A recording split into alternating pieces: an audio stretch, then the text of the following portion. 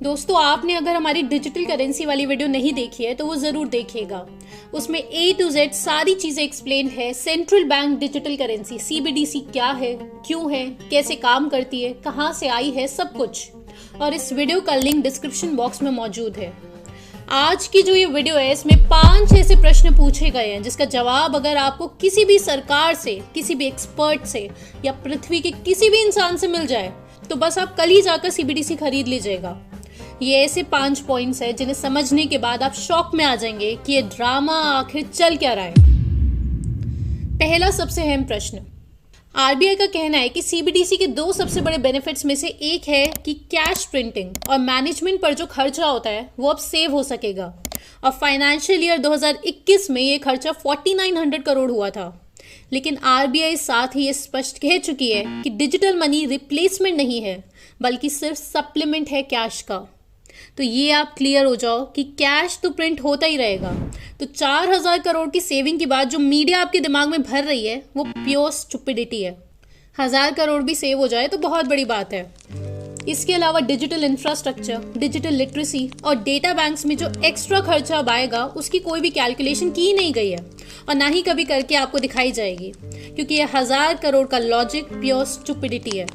अब मान लो कि पैसे नहीं बच रहे कैश प्रिंटिंग में, लेकिन डिजिटल लिटरेसी तो हो ही रही है, लेकिन बदले में आपकी प्राइवेसी और ट्रांजैक्शन की एनोनिमिटी 0 हो जाएगी। क्योंकि अभी तक आप जान चुके होंगे कि CBDC कंप्लीटली ट्रैकेबल है और कैसे आपकी डिजिटल ID यानी इंडिया के लिए जो आधार कार्ड है उससे लिंक होगी, जो कॉन्सेप्ट सेम अभी चाइना की सर्वेलेंस स्टेट में है।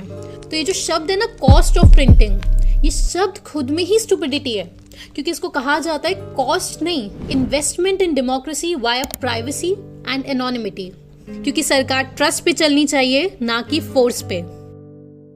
दूसरा सबसे अहम प्रश्न, अगर किसी भी कारण पावर आउटेज हो गई या सोलर फ्लेयर के कारण, जैसे अभी साउथ अफ्रीका में 6 घंटे का ब्लैकआउट हुआ और पूरी दुनिया में जो इतने एनर्जी क्राइसिस क्रिएट किए जा चुके हैं, या फिर जो नासा रोज चिल्ला कर सबको डरा रही है कि 2025 में इतिहास का सबसे बिगेस्ट सोलर फ्लेयर आएगा, जिसमें संभव है कि 1 महीने की पावर आउटेज भी हो सकती है। सारे आपके जो अप्लायंस है वो जल सकते हैं, ब्लास्ट हो सकते हैं। लेकिन क्या पता नासा झूठ ही डरा रही हो। जो नेचुरल डिजास्टर्स, बाढ़, साइक्लोन से पावर इंफ्रास्ट्रक्चर डिस्ट्रक्ट हो जाता है। और अगर आप सिर्फ 2018 से 2022 पिछले 4 साल का ही पावर आउटेजेस का डेटा देखोगे तो आप शॉक में आ जाओगे कि इतने ज्यादा ब्लैकआउट्स। और अकेले इंडिया का ही देख लोगे तो आप हैरान हो जाओगे। तो उस दौरान जब ये ब्लैकआउट्स होंगे तो उस दौरान आप अपना CBDC यानी डिजिटल कैश कैसे यूज कर पाओगे? 3 दिन के लिए मान लो अगर पावर आउटेज हुआ तो क्या RBI सबको इन्वर्टर गिफ्ट कर रही है? और विलेजेस में तो कॉमन बात है कि 6 घंटे के लिए बिजली गायब रहती है। लेकिन ऑब्वियसली अब आपको लगेगा कि 100% डिजिटल थोड़ी होने वाला है। तो हम ये कहेंगे कि बिल्कुल ऐसा ही होना चाहिए कि 100% डिजिटल नहीं होना चाहिए। और यही हमारी वीडियो बनाने का मकसद भी है।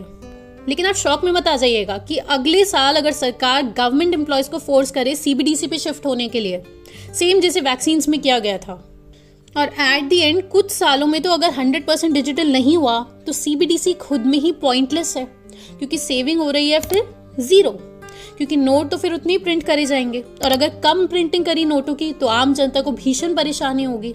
तो सरकार हमें परेशान तो करना नहीं चाहेगी शायद। तीसरा सबसे अहम प्रश्न, अब मान लेते हैं कि किसी तरह RBI ने फोर्सफुली डिजिटल कर दिया 60% तक। अब सब कुछ आ गया RBI के अंडर। आपकी जो जीवन भर की कमाई है जो अभी कैश में थी वो चली गई डिजिटल वॉलेट में। तो क्या RBI गारंटी लेगा कि वो जो वॉलेट है वो हैक होने पर वो लोगों को कुछ अमाउंट रिफंड करेगा? ऑब्वियसली नहीं, क्योंकि वॉलेट हैक हो गया तो जनता की गलती मानी जाएगी। तो क्या जनता की फ्री डिजिटल लिटरेसी की जिम्मेदारी RBI लेगा? नहीं। तो भैया लोगों के डिजिटल वॉलेट तो हैक होंगे ही होंगे। कैश भी चोरी होता है, लेकिन आप कुछ कर तो सकते हो ना कैश को बचाने के लिए। डिजिटल वॉलेट से आपकी मेहनत की कमाई डायरेक्ट RBI के अंडर, और हैक हुआ तो बस आप गए, कोर्ट के चक्कर काटते रहो फिर। और ऑब्वियसली 10 साल में आपका नंबर आ ही जाएगा, क्योंकि अभी 2.5 करोड़ केसेस पेंडिंग है कोर्ट में। चौथा सबसे अहम प्रश्न जो दुनिया के सभी एक्सपर्ट्स आवाज उठा रहे हैं, और यूके की जो पार्लियामेंट है उसने भी यही मुद्दा उठाया है। और अगर आपने हाउस ऑफ लॉर्ड्स की पूरी रिपोर्ट पढ़ी होगी या खुद आरबीआई के ही सारे डॉक्यूमेंट्स पढ़े होंगे तो आप समझ चुके होंगे कि अगर आरबीआई के अंडर पूरे देश का सेंट्रलाइज्ड डिजिटल वॉलेट हो गया और इस सेंट्रलाइज सिस्टम पर कुछ हैकिंग हुई तो बस हो गया काम, क्योंकि ये सेंट्रल टारगेट बन जाएगा हैकर्स के लिए। और हाँ दोस्तों, आप सोचोगे कमर्शियल बैंक्स भी तो हैक हो सकते हैं, लेकिन वहाँ एटलीस्ट DICGC एक्ट के तहत आपको कम से कम 5 लाख रुपए तो मिल ही जाते हैं वापस। कोई बात नहीं, वॉलेट हैक से भी आप बच गए और आरबीआई का जो सेंट्रलाइज सिस्टम है वो भी हैकर्स की नजरों से बच गया, जबकि दुनिया के सारे सरकारें खुद ही कह रही है कि नथिंग इज अनहैकेबल। लेकिन अब 5वां और सबसे शॉकिंग पॉइंट, हैकर्स से बच गए और मान लो 1000 करोड़ रुपीस भी सेव हो गए, बदले में आपकी डिजिटल आईडी के थ्रू जीरो प्राइवेसी भी आपने झेल ली। क्योंकि आपने हमारी लास्ट वीडियो में समझा होगा कि बिना डिजिटल आईडी के डिजिटल वॉलेट यूज नहीं किया जा सकता। कोई बात नहीं, जीरो प्राइवेसी भी आपने झेल ली, कंप्लीटली आपको ट्रैक किया जा रहा है ये भी आपने सहन कर लिया। किसी भी प्रोटेस्ट में आपने पार्ट लिया तो आपका सोशल क्रेडिट स्कोर भी उन्होंने गिरा दिया, ये भी आपने किसी तरह झेल लिया, ठीक जैसे चाइना में होता है। लेकिन अब सबसे बड़ा सवाल कि CBDC डिजिटल ई-रुपी ला क्यों रहे हो? क्योंकि ट्रांजैक्शन तो UPI से भी होती है, तो क्या हमारी ट्रैकिंग करने के लिए ला रहे हो CBDC? और यही सवाल तो हाउस ऑफ लॉर्ड्स यूके में पूछ रहा है, जिसका जवाब ऑब्वियसली सरकार दे ही नहीं पा रही है, क्योंकि ऑब्वियसली जवाब मौजूद ही नहीं है।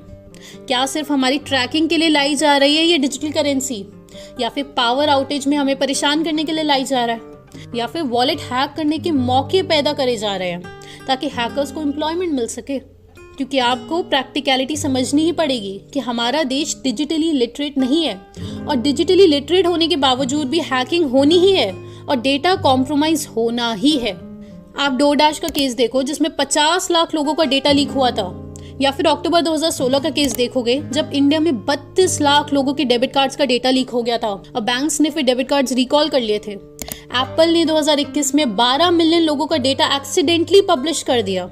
दिसंबर 2019 में एयरटेल से 30 करोड़ लोगों का डेटा कॉम्प्रोमाइज हो सकता था, और अगस्त 2016 में तो याहू से 50 करोड़ लोगों का डेटा चोरी हो गया था।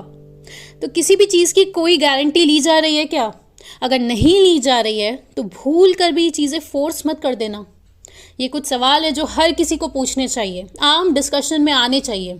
कहीं सब कुछ डिजिटल इसलिए तो नहीं किया जा रहा क्योंकि सब जानते ही हैं कि 2025 में पावर आउटेज होगी ही होगी, और इसके आगे ऑब्वियसली यहाँ यूट्यूब पर बताना अलाउड नहीं है। नेताओं की बुद्धि की तरह वीडियोस गायब कर दी जाती है, इसलिए ये रिसर्च पेपर्स सारे IMPH ट्रेनिंग में ही कवर होते हैं। और अब आप मेरे नेक्स्ट 2 वाक्य ध्यान से सुनिए। पहली चीज, अगर आप इंटरनेशनल प्लान्स और ग्रेट रीसेट समझते हैं और वर्ल्ड इकोनॉमिक फोरम क्या कर रहा है वो आपको समझ आने लगा है और उसकी थोड़ी भी जानकारी रखते हैं, तो आपको बस क्लीन लिखकर KREEN ये लिखकर इस नंबर पर व्हाट्सएप करना है, जिसके बाद आप शॉर्टलिस्ट हो जाते हो और आपको टीम लाइफस्टाइल की लाइव ट्रेनिंग अटेंड करने के लिए फॉर्म दिया जाता है, जिसमें आपको बेहद ज़रूरी रिसर्च समझाई जाती है और जो इसका सोल्यूशन है IMPH उसका पार्ट 1 आपको समझाया जाता है। दूसरी ज़रूरी बात, बहुत सारे लोग पिछले 1.5 साल से हर महीने रेगुलर वेबिनार्स अटेंड कर रहे हैं, जिससे एक बड़ा ग्रुप बन चुका है आज, जिनके बहुत स्ट्रॉन्ग बेसिक्स हो चुके हैं और बहुत डीप नॉलेज हो चुकी है इन सारे एजेंडास की कि वर्ल्ड रीच ह्यूमन सिविलाइजेशन को किस दिशा में ले जा रहे हैं। वर्ल्ड इकोनॉमिक फोरम जिस स्पीड से फैल रहा है, हमें भी उतनी ही स्पीड से IMPH सोल्यूशन की तरफ बढ़ना है। आप जल्द ही ट्रेनिंग अटेंड करें और सोल्यूशन का हिस्सा बने, और आप लॉन्ग टर्म ट्रेनिंग अटेंड करें, क्योंकि तभी वो सोल्यूशन प्रैक्टिकल है। तो नेक्स्ट वीडियो में जल्द मिलते हैं, और तब तक आप ये वीडियो ज़रूर देखें ताकि आप और गहराई से सारा गेम प्लान समझ सकें।